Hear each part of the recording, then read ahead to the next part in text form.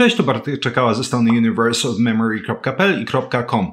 Dużo się mówi o miażdżycy, o jej przyczynach, natomiast wydaje mi się, że w tym takim głównym dyskursie praktycznie wszystko kręci się wokół cholesterolu. Natomiast gdzieś tam już w paru wywiadach i wydaje mi się we własnych filmikach mówiłem, że istnieje całe mnóstwo czynników, można liczyć je w dziesiątki, które będą przyczyniać się do miażdżycy i cholesterol w tym wszystkim, powiedział, to jest mały pikuś. Właśnie z takich nieznanych czynników, które wydaje mi się, że warto znać i warto sobie uświadomić, takim czynnikiem jest anemia. I chodzi tutaj tak naprawdę o dowolną anemię, natomiast w praktyce oczywiście, jeśli chodzi o naszą populację czy populację na świecie, chodzi o anemię na podłożu niedoboru żelaza.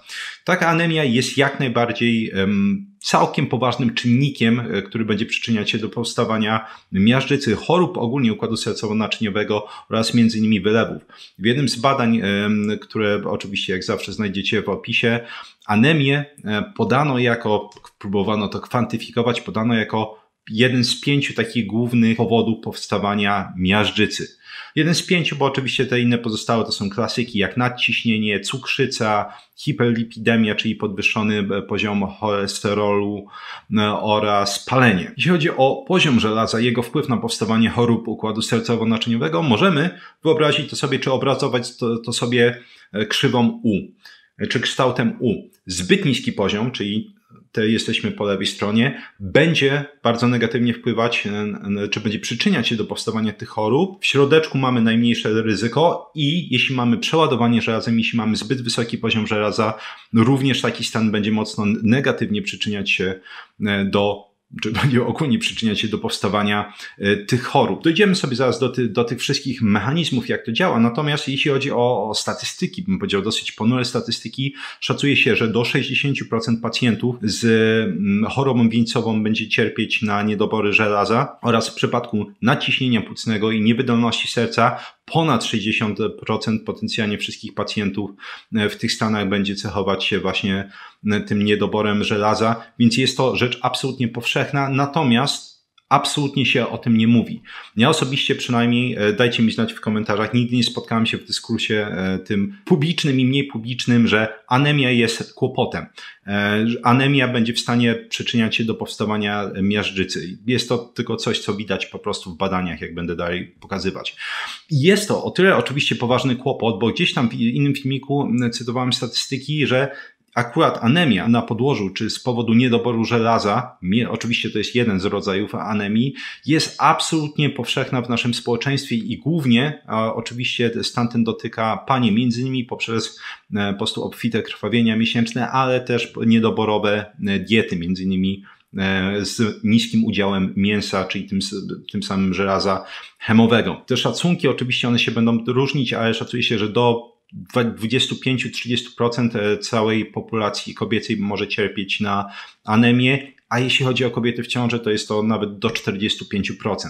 Oczywiście w przypadku panów tutaj mówimy najczęściej do maks paręnaście procent, jeśli chodzi o niedobory żelaza, natomiast wciąż patrząc na ogół społeczeństwa jest to bardzo duży kłopot i wydaje mi się, że kłopot ponownie ignorowany z powodu niewiedzy, jeśli chodzi właśnie o wpływ tej anemii z niedoboru żelaza na choroby układu sercowo-naczyniowego. A jeśli mówimy o anemii z powodu niedoboru żelaza, to jednym z najprostszych sposobów ich pozbycia się jest jedzenie większej ilości mięska. I dlatego mam przyjemność przedstawić sponsora tego odcinka, którym jest jak zawsze Mięsna Paczka. Jeśli ktoś jeszcze nie słyszał o Mięsnej Paczce, Mięsna Paczka jest dostawcą mięsa z certyfikowanych, ekologicznych polskich gospodarstw. Hodowla ta odbywa się, jak to mówię, jak Bozia przykazuje, to znaczy nie ma żadnych antybiotyków, nie ma żadnych boosterów wzrostu.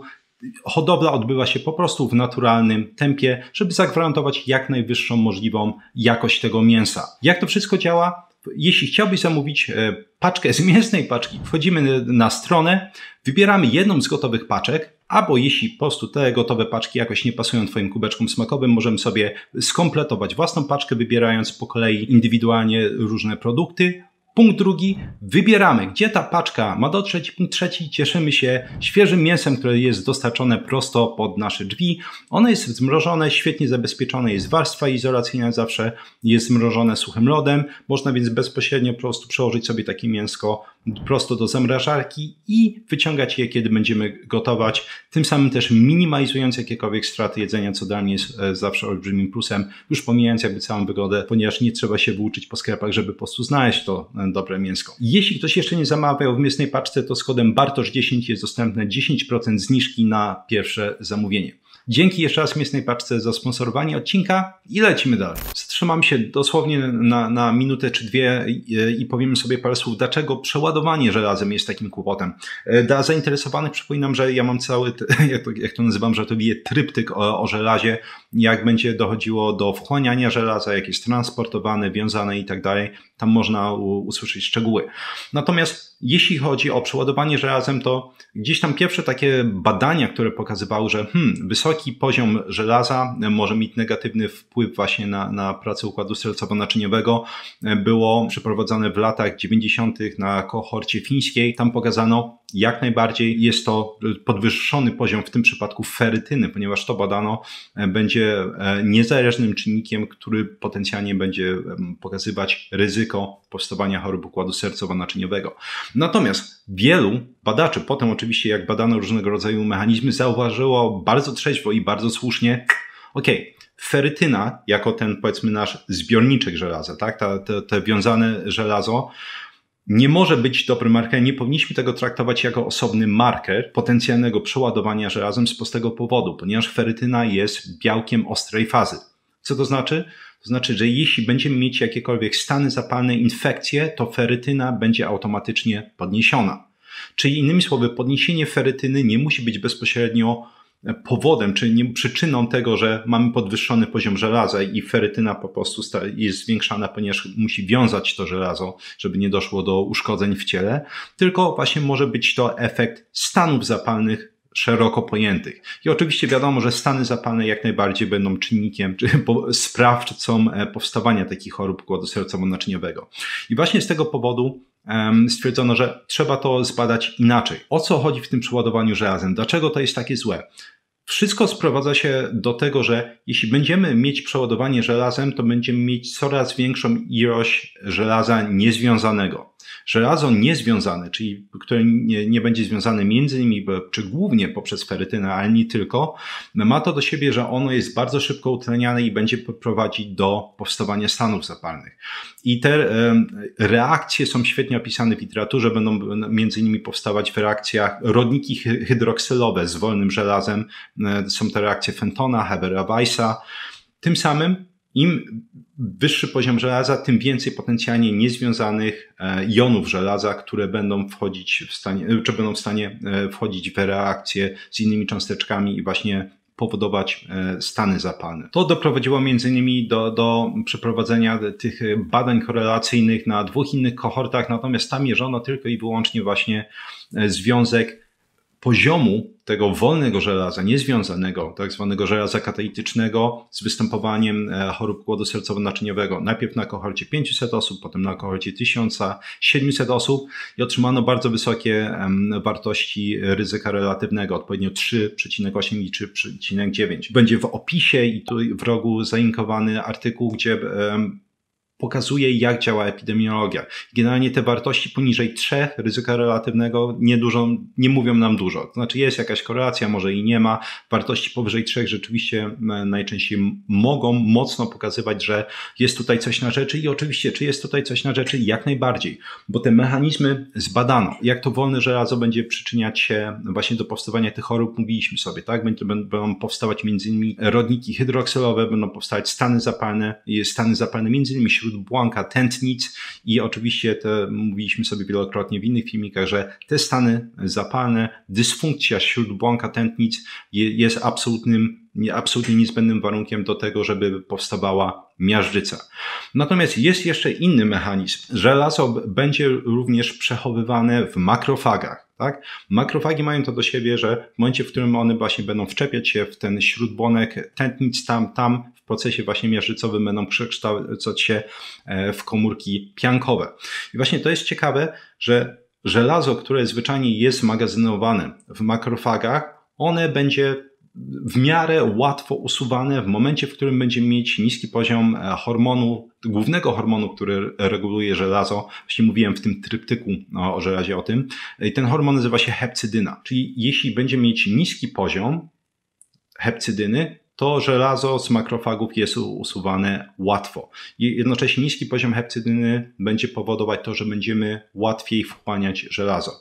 Wysoki poziom hepcydyny powoduje systemowe ograniczenie wchłaniania żelaza, oczywiście między innymi, czy przede wszystkim w jelicie cienkim, ale między innymi też będzie powodować opóźnione albo bardzo utrudnione usuwanie żelaza między innymi z makrofagów. I to żelazo tam właśnie może powodować dodatkowo dysfunkcję tych makrofagów i tym samym identyfikację tych makrofagów przez układ odpornościowy jako wadliwe i itd. itp. Właśnie będziemy mieć cały ten cykl przekształcania makrofagów między innymi właśnie w komórki piankowe. Do tego też na przestrzeni lat powstawały teorie takie, że potencjalnie pozbywanie się żelaza z organizmu, między innymi poprzez flebotomię, można powiedzieć upuszczanie krwi, może mieć korzystny wpływ na zmniejszanie ryzyka powstawania między innymi miażdżycy. Teorie takie rzeczywiście miały jakąś rację bytu, one powstawały na początku też na podstawie obserwacji, że kobiety w wieku menopauzalnym będą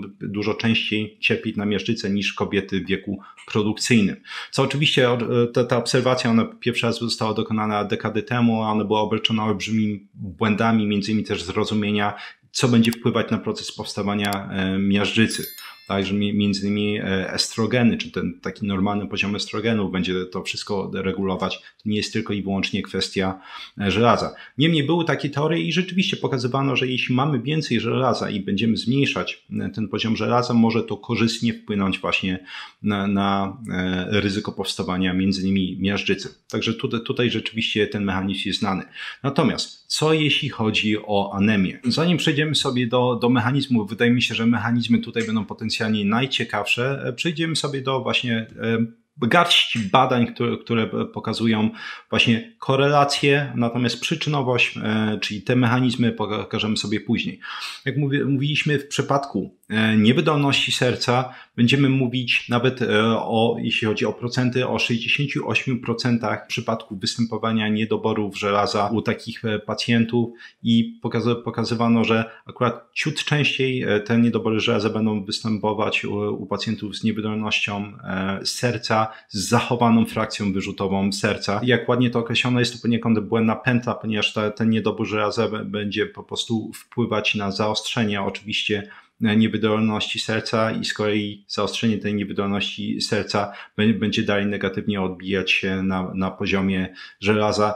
I oczywiście można powiedzieć, że praktycznie w każdym tym badaniu jest nawoływanie, że hej, musimy takie rzeczy sprawdzać, to jest takie proste do naprawienia, tak? Wyprostowanie tego poziomu żelaza jest takie łatwe do naprawienia, że u takich pacjentów to jest jedna z pierwszych rzeczy, które powinniśmy robić. Warto również dodać, że sam niedobór żelaza, niezależnie od anemii, jest również niezależnym czynnikiem, który będzie przyczyniać się do powstawania tych chorób układu sercowo-naczyniowego. Oczywiście najgorzej jest, kiedy niedobór żelaza już będzie objawiać się jednocześnie z anemią. I właśnie w jednym z takich badań sprawdzano na kohorcie 14 410 osób, jak anemia spowodowana niedoborami żelaza będzie potencjalnie wpływać na incydenty układu sercowo-naczyniowego.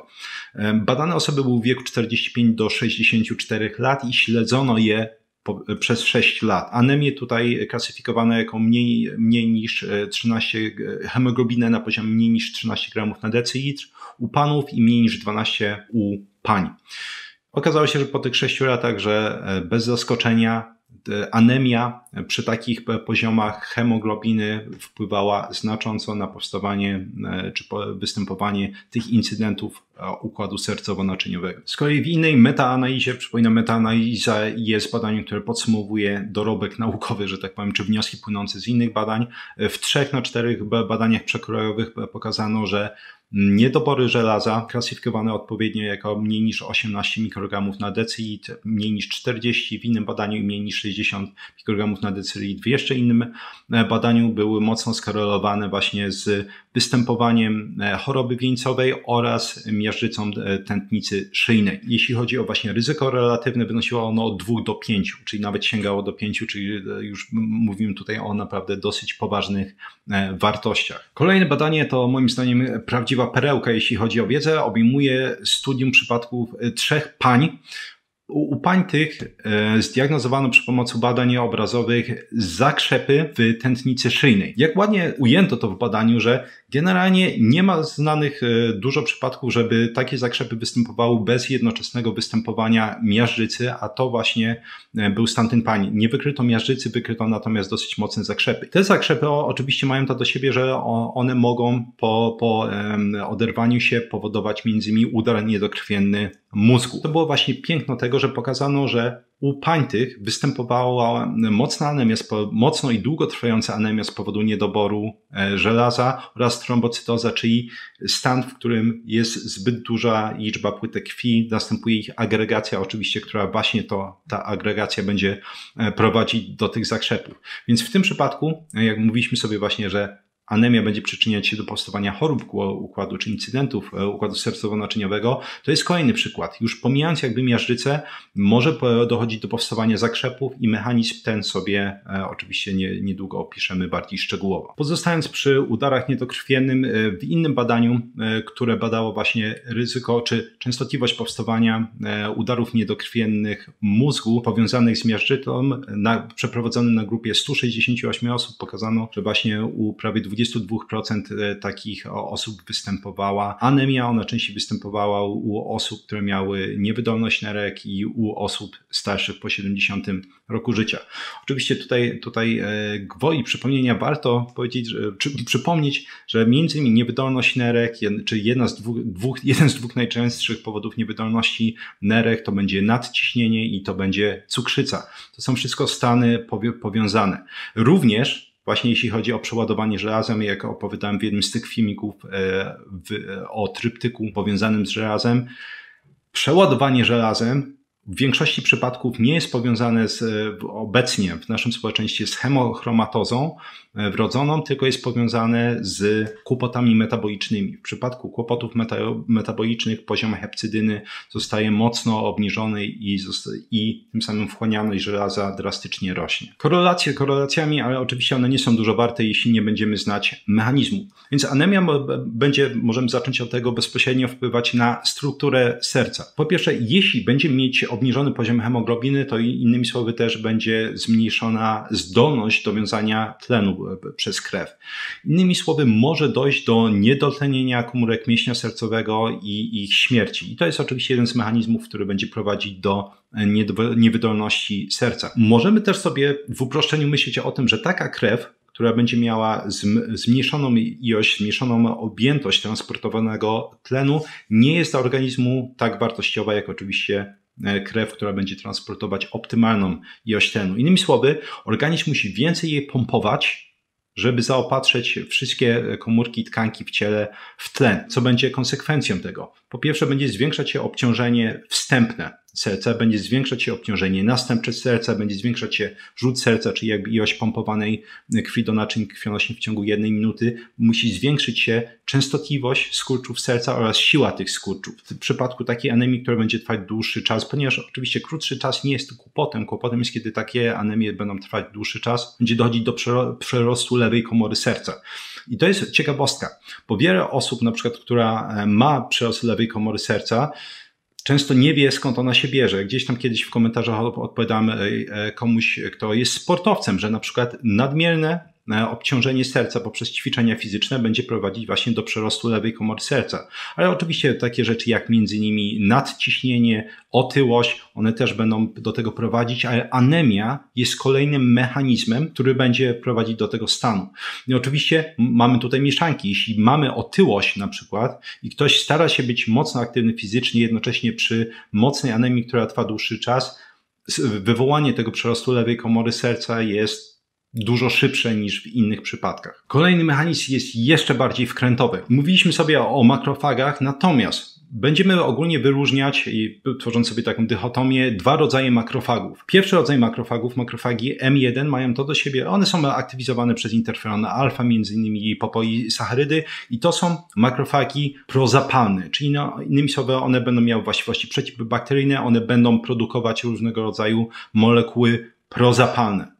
Mamy również makrofagi M2, one są przeciwzapalne, one będą pomagać m.in. w regeneracji tkanek. Oczywiście, jak to w ciele bywa, organizm chce homeostazy, tak? Chce równowagi między aktywnością makrofagów M1 prozapalnych i M2 przeciwzapalnych. Nie jest tak, że one wszystkie są jednakowo dobre, czy na przykład te przeciwzapalne one są najlepsze, bo na przykład jeśli będziemy mieć nadmierną aktywizację makrofagów M2, one będą tworzyć środowisko przeciwzapalne, to jest to oczywiście taka supresja odpowiedzi układu odpornościowego, ma to do siebie, że będzie sprzyjać powstawaniu nowotworów. Natomiast mówiliśmy sobie właśnie, że te makrofagi M1, te prozapalne makrofagi, one są aktywizowane interferonem alfa, czyli popoisacharydami.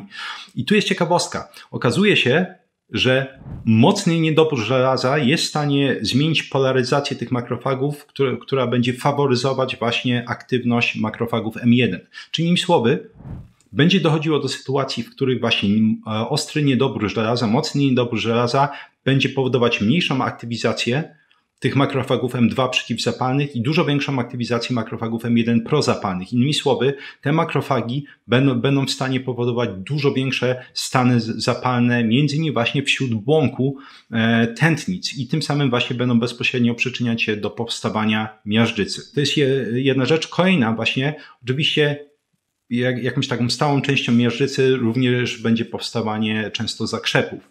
I to jest coś, co opisywaliśmy sobie właśnie już a propos tego studium w przypadku tych trzech pań. Niedoborów żelaza mocnych może dochodzić do trombocytozy, czyli innymi słowy nadmiernej produkcji płytek krwi, tej tak zwanej nadkrwistości wtedy wtórnej. I w tym przypadku właśnie będzie dochodzić do agregacji tych płytek krwi, one będą się zlepiać ze sobą, tworząc zakrzepy. I to jest kolejny z rzędu mechanizm, który będzie, no właśnie, powodować te stany. Sam z kolei niedobór żelaza będzie powodować zmniejszone stężenie antyoksydantów w czerwonych krwinkach i tym samym potencjalnie zwiększanie stanów zapalnych. I tutaj jeszcze warto właśnie przypomnieć, że mamy taką dziwną pęterkę. Jeśli dodatkowo będą występować stany zapalne, chociaż oczywiście jakby sam niedobór żelaza może prowadzić do takiego stanu, to stany zapalne będą powodować podwyższenie poziomu hepcydyny. Mówiliśmy sobie, wysoki poziom hepcydyny, małe wchłanianie żelaza, ale też mały recykling, niewielki recykling żelaza z komórek w ciele,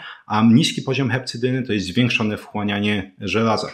Przykładowo gdzieś tam w jakimś badaniu widziałem, że w przypadku niedoborów żelaza zwyczajnie, bez stanów zapalnych, będzie dochodziło do zmniejszenia poziomu hepcydyny mniej więcej 7-krotnie w porównaniu do takiego stanu optymalnego poziomu żelaza, ale w przypadku hemochromatozy będzie dochodziło do 13-krotnego zmniejszenia poziomu hepcydyny. Czyli jeszcze raz, niski poziom hepcydyny, zaczynamy wchłaniać więcej żelaza. Natomiast właśnie paradoksalnie, jeszcze mówiliśmy sobie, że przeładowanie żelazem będzie przyczyniać się do powstawania miażdżycy. Co ciekawe, nie pokazano tego nigdy w hemochromatozie. Powodem tego okazuje się to, że właśnie w przypadku, kiedy mamy niski poziom hepcydyny, recykling żelaza z makrofagów jest dużo łatwiejszy. Innymi słowy, tam to żelazo nie utkwi i nie będzie powodowało zmiany struktury makrofagów. Natomiast właśnie wracając już do tego oryginalnego wątku, w przypadku stanów zapalnych, ponieważ hepcydyna będzie właśnie białkiem ostrej fazy, będzie reagować na stany zapalne. Jeśli występują stany zapalne, to poziom hepcydyny jest zwiększany i to żelazo będzie, można powiedzieć, w dużej mierze uwięzione w makrofagach i tym samym będzie łatwiej dochodzić do zmiany struktury tych makrofagów i też między innymi, tak jak sobie mówiliśmy, powstawania komórek piankowych. Można powiedzieć, że podsumowaniem tego odcinka jest poniekąd coś, co cały czas staram się powtarzać. Organizm uwielbia równowagę. Tak, organizm uwielbia tą swoją homeostazę, tak, i oczywiście w idealnych warunkach, jeśli się mu nie przeszkadza, jest jak bańka wstańka, tak, czy przechylimy w lewą i są niedobory, on to prostuje, choćby właśnie poziomem hepcydyny, jeśli chodzi o żelazo. Przejrzymy w prawo, znowu jest w stanie to prostować. Najgorzej, jeśli my po prostu zaczynamy w jakiś sposób interweniować i tą homeostazę będziemy zaburzać. Sam przeładowanie żelazem będzie bardzo negatywnie wpływać na powstawanie czy ryzyko tych incydentów układu sercowo-naczyniowego. Tak samo anemia będzie jak najbardziej również negatywnie na to wpływać i warto właśnie o tym pamiętać. Warto mieć tego świadomość, bo jeśli będziemy po prostu traktować anemię jako nie, tutaj wiesz, trochę mniej żelaza, to wszystko ogólnie to no właśnie, będziemy potencjalnie, jeśli ten stan będzie ciągnąć się dłuższy czas, naprawdę zwiększać swoje ryzyko do tych paskudnych chorób cywilizacyjnych, a warto właśnie pamiętać, że prostowanie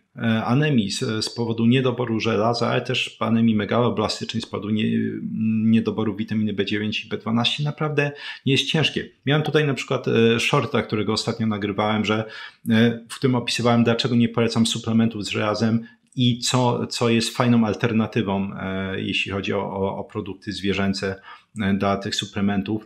Więc tak czy siak, jeśli zauważysz u siebie to, a tutaj miałem z kolei filmik, gdzie pokazywałem, jak badać właśnie różnego rodzaju, jakie badania profilaktyczne robić. Jeśli wykryjesz u siebie niedobory żelaza, warto jak najszybciej to prostować, żeby ten stan się nie ciągnął długo, ponieważ jeszcze raz, jest to czynnik ryzyka powstawania tych naszych paskudnych chorób układu sercowo-naczyniowego. Dzięki piękne, jak zawsze, za wysłuchanie odcinka. Jeśli masz tutaj jakieś swoje uwagi, obserwacje, anegdoty medyczne, to są zawsze mile widziane. Jeśli chodzi o moje klasyczne ogłoszenia. Jeśli interesują Cię języki obce, polecam swój kurs flagowy Vocabulary Labs, gdzie pokazuję, jak samodzielnie uczyć się dowolnego języka od A do Z, żeby wymknąć się z sideł szkół językowych, fiszek, programów różnego rodzaju itd. Czyli żeby samodzielnie po prostu umieć przyswajać dowolny język obcy. Kurs Experts Incubator, czyli polska tak zwana kuźnia ekspertów, gdzie pokazuję, jak przyswoić wiedzę z dowolnej dziedziny, jak zapamiętywać, tworzyć rozumienie, wdrażać informacje, tworzyć pętle informacji zwrotnych do dowolnego projektu, nieważne czy to są certyfikaty różnego rodzaju, branżowe, niebranżowe, czy to są różnego rodzaju duże egzaminy na studiach, czy po prostu ktoś chce lepiej się uczyć podczas studiów. Kurs ten umożliwia osiągnięcie wszystkich tych rzeczy. Oraz kurs o 1 włos za daleko, który pokazuje, jak zatrzymać i odwracać łysienie androgonowe i nie tylko, pokazuje również, jak radzić sobie z różnego rodzaju upierdliwymi chorobami skóry głowy, między innymi uporczywym łupieżem. 3 piosenki rockowe przypięte w pierwszym komentarzu pod filmikiem, aby miło spędzić czas również po wysłuchaniu tego odcinka.